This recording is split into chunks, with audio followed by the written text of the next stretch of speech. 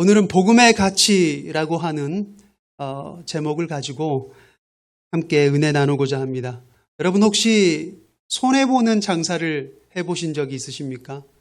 손해보는 장사, 내가 당해보지는 않았더라도 사실 생각하기 싫죠. 좋아할 사람은 없을 겁니다. 특히나 우리나라 같은 시장경제 사회에서 손해보는 장사라고 하는 것은 그저 어떻게 보면 바보 같은 일이죠. 그래서 사람들은 심지어 관계에서조차 내가 손해보는 관계이다라고 생각이 되어지게 되면 그 사람과의 관계까지 불편해지게 됩니다. 근데 문제는요, 이러한 심리가 우리 사회, 우리 생활 곳곳에 스며들어 있다라고 하는 거예요. 그래서 매사에 어떻습니까? 현대인들의 병이라고 하죠. 예민합니다. 작은 것 하나에도 굉장히 예민하게 반응하고 그리고 그만큼 스트레스도 가중된다라고 하는 거예요. 근데 심지어는 그리스도인들의 신앙생활에까지 일종의 이러한 피해의식 혹은 손해의식이 자리 잡고 있다라고 하는 거예요. 어떤 얘기일까요? 쉽게 말해서 이런 겁니다. 내가 교회에 다니면서 많은 걸 희생한다라고 생각하는 거예요. 우리 청소년 성도님들 있습니다만 우리 청소년 성도님들은 어때요? 일단 내가 공부할 시간을 희생해서 교회에 왔다고 생각할 수가 있어요. 그죠? TV 볼 시간, 게임할 시간, 좀 더 주일 아침이잖아요. 잘 시간, 친구들과 놀 시간, 이런 시간들을 내가 희생해서 교회에 왔다라고 생각하니까 어떻습니까? 예배는 나에게 항상 손해보는 장사인 거예요. 그러니까 얼굴이 행복할 수가 없는 거죠. 또 어떤 친구들은 교회에 가정의 평화를 위해서 나오는 친구들도 있습니다. 엄마가 아침에 깨우죠. 자식아 빨리 예배 시간 다 됐는데 뭐하냐 일어나라 하면 아빠는 또 얘 잡겠네 좀 자게 좀 놔두지. 그러면 뭘 자게 놔도 어젯밤 새벽까지 게임했구만. 이렇게 하면 그래 내가 내 한 몸 희생해서 내가 교회에 가서 예배 드리면 엄마 아빠 안 싸우고 가정의 평화가 지켜지니까 어때요? 가정의 평화를 위해서 정말 예수님 같이 내가 희생한다는 그런 마음으로 교회에 오는 청소년들이 있을까요? 없을까요? 있다는 거예요. 여러분들은 어떻습니까? 여러분 교회에 오시는 것이 항상 즐거우십니까? 소망하기는 정말 그렇게 되시길 주님의 이름으로 축복합니다. 그런데 여러분 어떤 분들은요, 장사할 시간을 포기해야만 교회에 올 수가 있어요. 이런 분들이 한번 교회에 오려고 하면 주일은 쉽니다를 대문에다가 걸어야만 교회에 올 수가 있는 거죠. 또 어떤 분들은 유일하게 가족들과 쉴 수 있는 시간이 이 시간밖에 없음에도 불구하고 또 어떤 분들은 친한 친구네가 이번에 꼭 좋은 데 있고 내가 정말 황제 캠핑 시켜줄 테니까 우리 캠핑 가자라고 이야기하는데 그럼에도 불구하고 주일 성수를 외치면서 예배 자리에 옵니다. 하나하나 따져보면 우리는 실제로 많은 것을 희생하고 혹은 포기하면서 교회에 옵니다. 여러분 저 개인적으로는요. 한 목사로서 정말 이런 여러분의 어떤 신앙에 제가 감동을 받고 격려의 박수를 드립니다. 여러분 이건 진심이에요. 그런데 여러분 그거 아세요? 실은 우리가 복음이라고 말하는 이 복음의 진짜 핵심은 뭐냐? 그것은 저와 여러분이 무엇을 포기했느냐? 내가 교회를 다니기 위해서, 내가 구원을 받기 위해서 무엇을 포기하고 무엇을 희생했느냐가 아니라 하나님이 나를 구원하기 위해서 무엇을 포기했느냐라고 하는 거예요. 여러분 오늘 본문 우리 수도 없이 많이 봤잖아요. 밭의 감추인 보화, 진주가 무엇인지에 대한 그런 예화입니다. 어떤 내용입니까? 우리가 천국이라고 하는 가치, 구원이라고 하는 것을 얻기 위해서는 내 전 재산을 팔아서 그것을 사야 된다라고 하는 거예요. 그렇죠? 우리는 그렇게 배워왔고 그렇게 생각해왔어요. 그러니까 뭐예요? 손해봐야 천국도 갈 수 있구나. 손해봐야 구원도 얻을 수 있구나. 여러분, 이러한 생각을 할 수가 있다는 거예요. 물론 이 해석이 틀린 해석은 아닙니다. 저 역시도 이렇게 해석하고요. 또 그렇게 설교도 많이 해요. 스탠다드하고 정석적인 해석입니다. 하지만 혹 이것이 대림절을 준비하고 통과하고 있는 우리에게 이 시대에 팽배해진 어떤 손해의식과 맞물려 가면서 내 스스로가 내가 어떤 대가를 치러서 내가 손해를 봐서 구원을 획득하는 것 같은, 즉 뭐예요? 내가 구원의 주체가 아닌가라고 하는 오류를 범해서는 안 되겠다라고 하는 것입니다. 그래서 저는요, 오늘 이 말씀의 시점, 밭에서 찾는 사람, 진주 가게에서 진주를 사는 사람, 이것이 저와 여러분이 아니라, 우리가 아니라 예수님의 시점으로 바꾸어 보려고 합니다. 여러분, 그럼 얘기가 어떻게 될까요? 자, 여러분, 여기는 지금 밭이에요. 여러분이 잘 알고 있는 밭에 감추인 보화, 그 예화 속의 한 장면입니다. 지금 여기서 무언가를 찾고 계시는 분은 저와 여러분이 아니에요. 제가 누구라고 했죠? 예수님으로 바꿨다고 했어요. 예수님이 무언가를 열심히 찾고 있습니다. 이 넓은 밭에서 뭔가를 찾고 있는데 예수님의 발끝에 뭔가가 걸리는 거예요. 보니까 돌이 아니네요. 나무도 아니었어요. 예수님이 이것을 이렇게 들어서 툭툭 털고 봅니다. 그런데 우리가 볼 때는 이게 그냥 흔해 빠진 밭에 그냥 아무렇게나 굴러다니는 돌멩이 하나인데, 예수님은 이것을 보니까 예수님의 눈에는 이게 값진 보석인 거예요.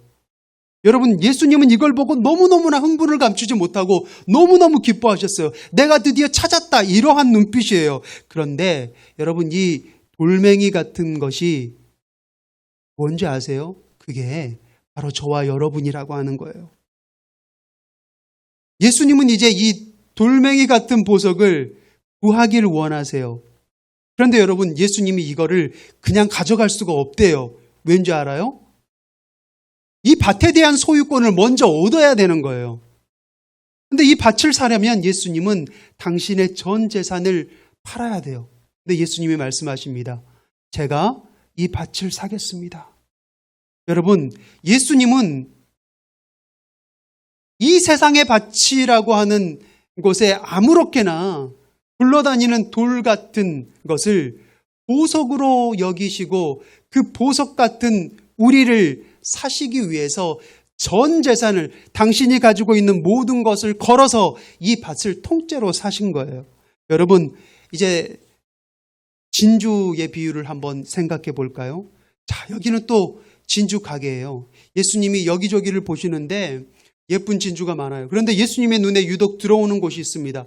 저 구석에 진열된 진주 하나가 예수님의 눈에 특별하게 들어와요. 그래서 예수님이 주인에게 묻습니다. 저기 구석에 있는 저 진주, 저거 너무 예뻐 보이는데 저거 좀 보고 싶습니다. 손님, 죄송한데요. 저 진주는 너무나 고가입니다.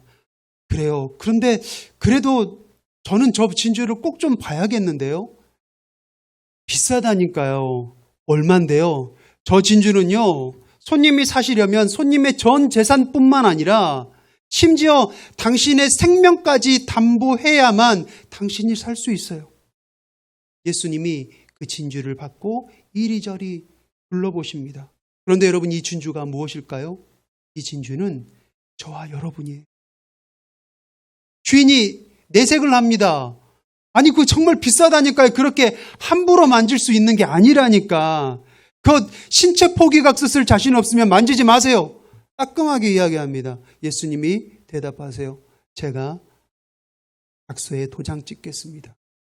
여러분, 우리가 희생한 것 같지만 사실 희생은요, 우리가 한 게 아니에요. 예수님이 하신 거예요. 여러분, 우리가 예수님을 찾은 것 같죠? 우리 발로 오늘 신발 타고 교회에 온 것 같죠? 그런데 세상 가운데 아무렇게나 굴러다니던 돌을 예수님은 돌 같은 우리를 찾으신 거예요. 그리고 세상 사람들은 돌멩이 하나 같은 가치로 우리를 여기셨지만 예수님은 그것을 보석으로 여기신 거예요. 그리고 저와 여러분을 얻기 위해 그분은 십자가에서 무한한 값을 지불하셨습니다. 여러분, 왜 무한한 값이라고 제가 말씀드리는지 아세요? 여러분, 성경은 하나님을 뭐라고 이야기합니까? 알파와 오메가라고 이야기하죠. 알파와 오메가는 여러분도 잘 아시겠지만 처음과 나중이에요. 처음과 끝이에요. 이게 무슨 말이냐면 측정할 수가 없다는 얘기입니다. 측정할 수가 없다는 것이 무한대죠. 그 무한대이신 하나님께서 우리를 사시기 위해서 십자가에서 신체 포기 가서 도장 찍고 우리의 값을 지불하셨어요. 그러니까 뭐예요? 그 값은 무한대의 값이 되는 겁니다. 자, 여러분, 이러한 시각으로 우리가 성경을 한번 조금만 볼까요? 여러분, 출애굽 사건 생각해 보세요. 여러분, 출애굽 누가 시킨 겁니까? 모세가 시켰죠.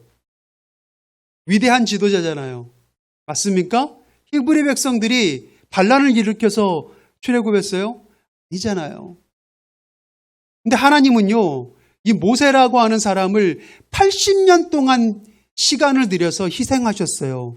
40년은 애굽의 왕궁에서 또 40년은 미디안 광야에서 훈련을 시키신 후에 애굽에 투입하셔서 10번이나 재앙을 내리시고 파라오의 마음을 바꾸어서 끌어내셨어요. 누가 일하신 겁니까?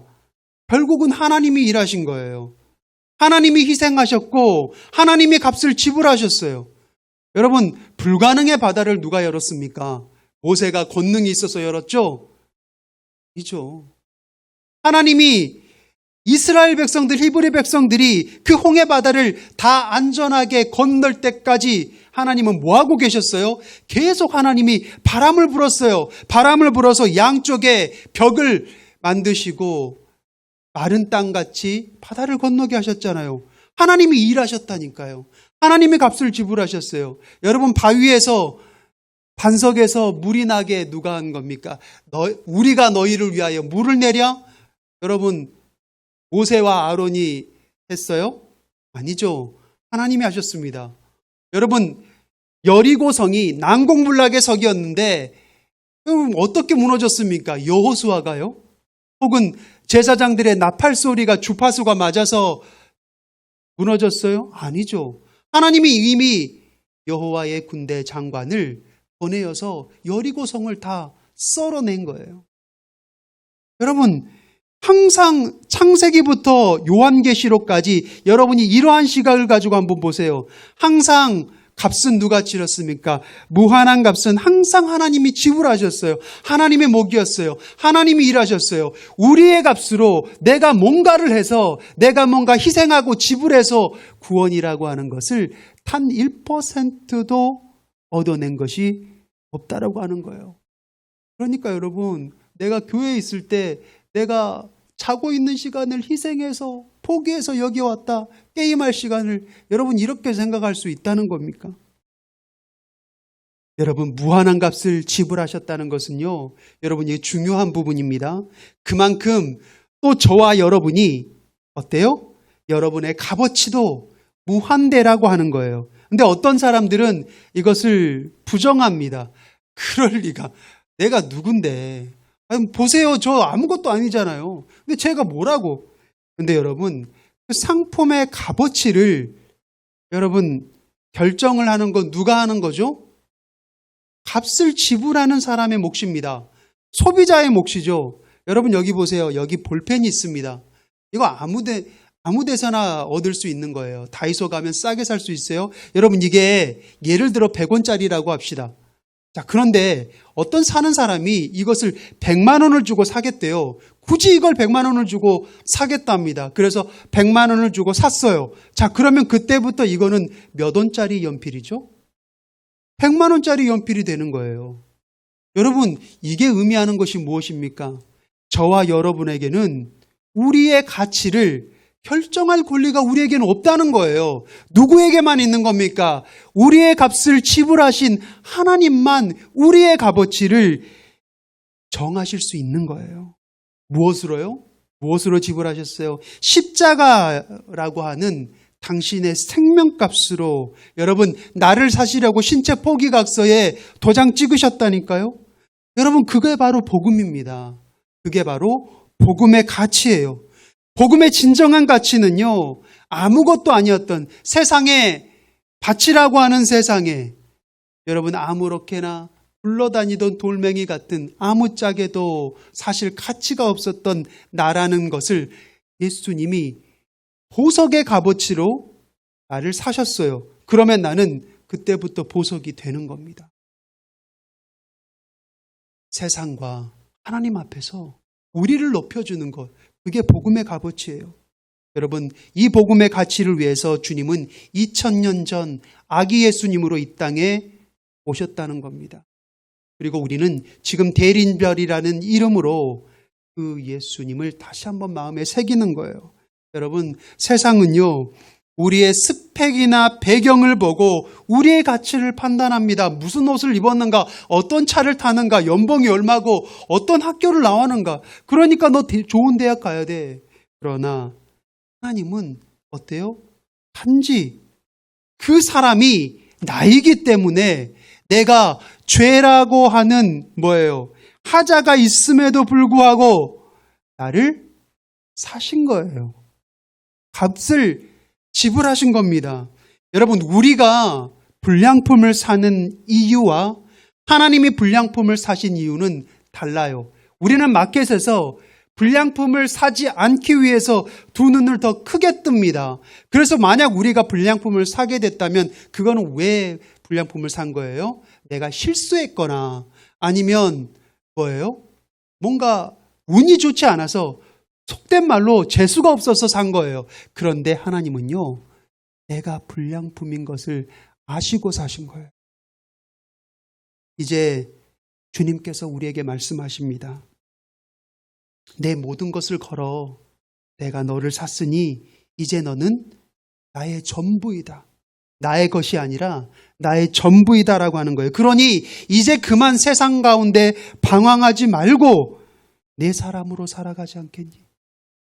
이제 저와 여러분은 얼굴이 어떻든 우리가 학교 출신이 어떻고 연봉이 어쨌든 하나님의 사람이자 하나님의 모든 것이에요. 그래서 하나님은 세상 가운데 저와 여러분이 잘못되게 그냥 놔두시지 않습니다. 때로는 목사를 보내서라도 견인해서 하나님 앞에 은혜의 자리에 끌고 오시게 하실 거예요. 왜요? 당신이 이미 모든 것을 보셨기 때문에, 올인하셨기 때문에. 사랑하는 성도 여러분, 나를 위해 모든 것을 올인하신 그분의 부르심 앞에 오늘 여러분은 어떠한 삶으로 응답하시겠습니까? 기도하겠습니다. 사랑과 은혜가 한량없이 많으신 하나님 아버지, 오늘 복음의 가치라고 하는 제목으로 함께 나누었습니다. 하나님의 마음은 무엇입니까? 하나님은 우리가 이 세상 가운데 불량품인 것을 이미 아셨습니다. 하자였고 세상에 밭이라고 하는 세상에 굴러다니는 돌멩이 하나 같은 그러한 존재지만 하나님이 그 값을, 무한대의 값을 지불하심으로 우리는 세상 가운데 보석 같은 존재가 되었고 진주 같은 존재가 되었습니다. 주님 감사드립니다. 이제 나는 주님의 모든 것이고 주님의 올인이라고 하는 사인이 내 인생 가운데 새겨졌으니 주님 그러한 자부심으로 살아갈 수 있도록 인도하여 주시옵소서. 그리고 내가 주님의 몸값이라고 하는 아버지 그 이름에 걸맞게 나의 행실과 나의 삶을 더욱더 주님께 드릴 수 있는 삶으로 변화될 수 있도록 인도하여 주시옵소서. 이 모든 말씀 살아계시며 역사하시는 우리 구주 예수 그리스도 이름으로 간절히 기도드립니다. 아멘.